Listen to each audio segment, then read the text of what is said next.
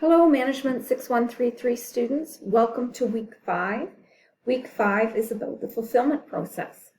If you can remember, we've talked about many processes, but there's three main processes that most companies do, and that's buying, making, and selling.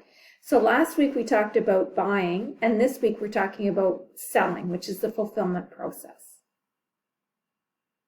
So we'll be looking at the process, reports you can run, and obviously data that needs to be set up in SAP before you can do the fulfillment process. So this is an overall picture of the entire fulfillment process. The fulfillment process starts off with, or can start off with, pre-sales activities. So things like customers contacting you wanting information or quotations on things they'd like to buy. It then moves on to the customer giving you a purchase order to buy that material or service. And that purchase order is converted into a sales order, which is an internal document. So after we've received the purchase order from the customer, and once the material or service is ready, we would ship the goods to the customer, we would then bill them, and we would then receive payment. So that's the general fulfillment process. But let's look deeper into each specific step, and we'll start off with the pre-sales activity. So as I said, you wouldn't necessarily start with the pre-sales activity. You could jump right into receiving an order from a customer, but if a customer is interested in goods or services you may have, they may send you a request for quote or request for information, asking for information on buying certain goods and services. So this pre-sales activity is usually triggered by this communication from a customer asking for a request for a quote, and the outcome is usually a quotation that you would send to the customer. One thing to keep in mind, a quotation is usually a binding agreement to sell to the customer specific products under clearly defined delivery and pricing terms, and usually includes a validity date. So in this pre-sales activity, as well as providing quotations, it can also include managing customer contacts and creating outline agreements, such as binding agreements made by customers to purchase specific quantities or values. It can include mailing campaigns, creating and tracking customer contacts, those sorts of things. So obviously there's some data we need in creating a quotation. We need information about the customer. We need information about the material, pricing conditions. We need to put in information about the customer number, material, and quantity. If the inquiry from the customer is a new customer, we need to create that customer in our master data. So we need all that data to create the quotation. So obviously the task is to create the quotation for the customer. It can also include tracking customers and their buying patterns, those sorts of things, and creating long-term agreements. And the outcome from this step is obviously an inquiry from the customer and sending a quotation to the customer. And again, it can also include things like scheduling agreements and how you will communicate with the customer. So after we've sent the customer the quotation, the next step would be receiving an order from the customer, and we call this the sales order step, and usually this is triggered by receiving a purchase order from the customer, and that purchase order would trigger us to create a sales order. That's an internal document creating that sales order, and it contains information necessary to fulfill the customer order. So much of this information that we would put on the sales order can be transferred from the quotation. So if we had a quotation, we can transfer all that information over. But if we don't, we will need to have to put that in. So we need information on the customer, the material, the customer number, material number, quantity dates, those sorts of things. If we're starting with this step and the customer is a new customer, we need to set up that master data in the system. It also includes, we need information on shipping, billing, those sorts of things. So the task in this step is to create the sales order. And again, if we started with a quotation, we can use that as a reference. Also in this step, we may also perform a customer credit check to make sure we want to do business with this customer. We don't want to be fulfilling an order for millions of dollars and then they're not going to pay. So that could be done in this step as well. So the outcome of this step is the creation of the sales order.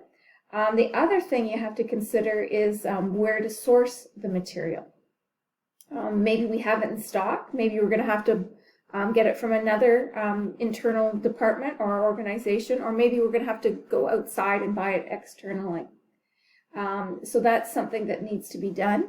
Also in this step, the availability check will have to be done. So when will this material or service be ready for the customer? So in the next page, I'm going to show you how that can be determined. So let's take a look at that. So we call this, when we do the availability check, you can call this backwards scheduling. So if a customer wants something delivered on, say, February 6th, we have to see if it will be available. So you kind of backtrack. So we'd have to, if there's, 5 days transportation time, then there's time to load it on the truck, then there's time to organize it. So pick and pack the goods from our organization. And then if we're ordering it externally, there will be a lead time from our supplier. So we need to figure out when we need to order it, stage it, load it, ship it, so it meets the customer's delivery date and whether we can meet those dates. So that's something that has to be done in the sales order processing step. Okay, so we've received the order. The next thing will be to ship it. So once everything is prepared, we're going to have to ship the goods to our customer. And obviously this is triggered when orders become due for delivery. And an outbound delivery document will be created which authorizes the delivery of the orders that are ready to be shipped. So this is the central document for this step, is the delivery document, and it outlines what materials are to be shipped to where and from where, those sorts of things. So the task in this step is to create the delivery document. We need to pick the material from the warehouse. We need to pack the material, and they can be packed in different sort of storage things like cartons and pallets, containers, those sorts of things. Once it's picked and packed, then we're going to goods issue it. So if you remember last week, when we're receiving material from a supplier, we goods receive it. But in this step, when we're shipping it out, we're goods issuing it. So the outcome in this step is obviously we are updating our material documents and updating the sales order that we've shipped it. There's accounting impacts. We're crediting, inventory accounts are credited, cost of goods sold are debited, and obviously the creation of the documents to record this delivery transformation and updating the master data, those sorts of things. So we've shipped it. Now we're going to bill our customer, will be the next step. And the purpose of this step is to create invoice documents and credit and debit memos. And this is triggered by the deliveries due for billing or the order due for billing. So obviously we need data as well from the sales order and the material number and quantities and the bill to information, those sorts of things. And the task in this step obviously is to create the invoices and if needed, credit customers or debit if they're undercharged.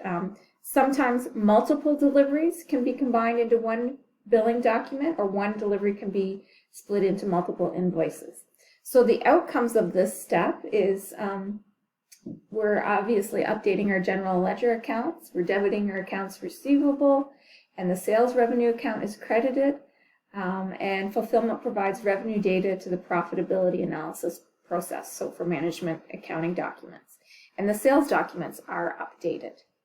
So we've billed our customer, then we will receive payment from the customer. And this is the final step. And obviously this is triggered when we receive incoming money from our customers. So we need to record the payments and apply the payments to open items. And obviously we're updating our general ledger accounts. So that's the fulfillment process in a nutshell. One thing I did mention when we were talking about this was doing credit checks. So we want to, when we receive an order from a customer, we want to see if we are willing to grant them credit.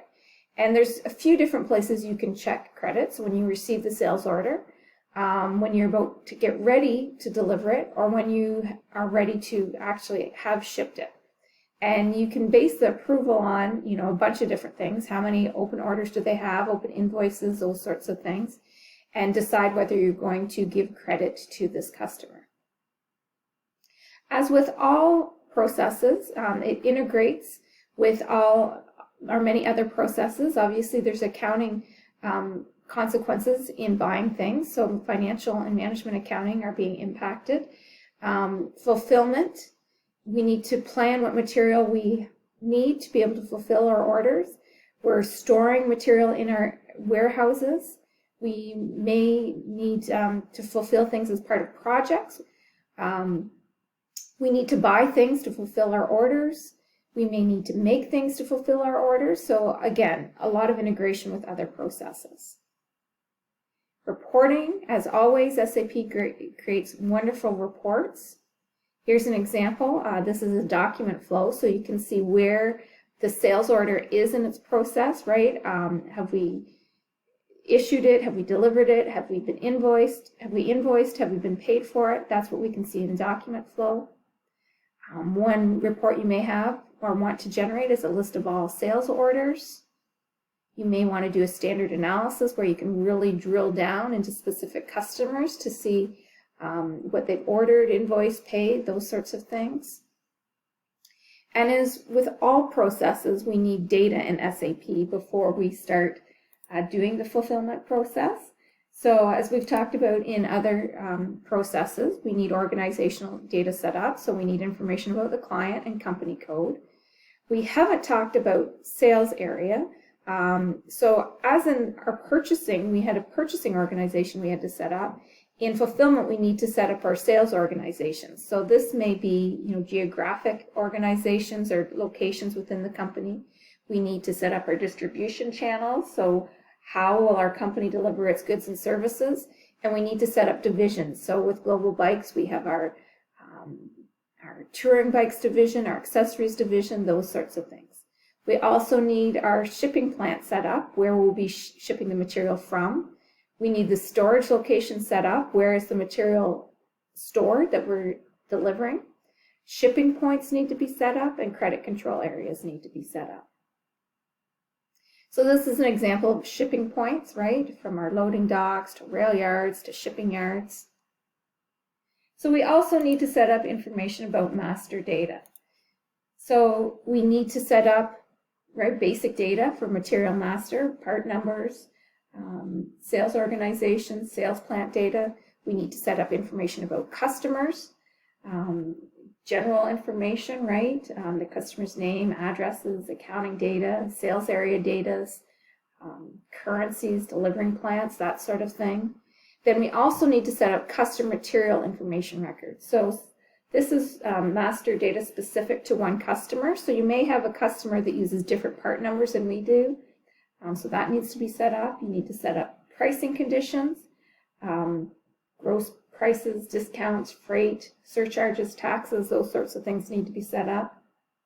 Output conditions, so this is data needed to perform quotations, confirmations, invoices, credit management master records, so this is data relevant to managing credit for that customer. And that's our fulfillment process in a nutshell. So I hope this lecture helped you understand the fulfillment process.